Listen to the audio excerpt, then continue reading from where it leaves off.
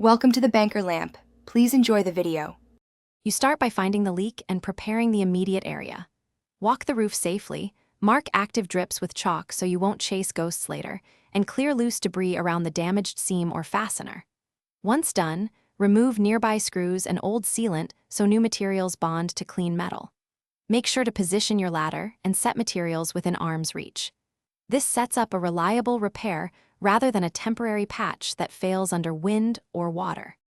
Now address the structural leak points: fasteners and seams. Remove any rusted screws and install neoprene washer metal screws that compress without cutting the gasket. You want snug, not crushed. Place 1/4 to 1/2 butyl tape under seam overlaps and press firmly to form a continuous barrier. Then extrude a 3/8 inch bead of metal-compatible elastomeric sealant over seams and screw heads, smoothing to force adhesion. This layered approach stops water migration and allows panels to expand slightly with temperature. Finish by tooling the sealant so it forms a continuous, capped bead and wipe any excess before it skins. Reinstall removed trim and flashing, ensuring overlaps shed water downhill.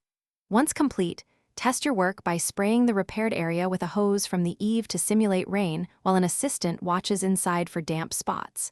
Make sure to inspect again over the next 24 hours. If water still appears, focus on underlayment, valley flashing, or complex transitions. Those often require deeper repairs or professional help. Thanks for watching. If this was helpful, leave a like and consider subscribing. See you next time.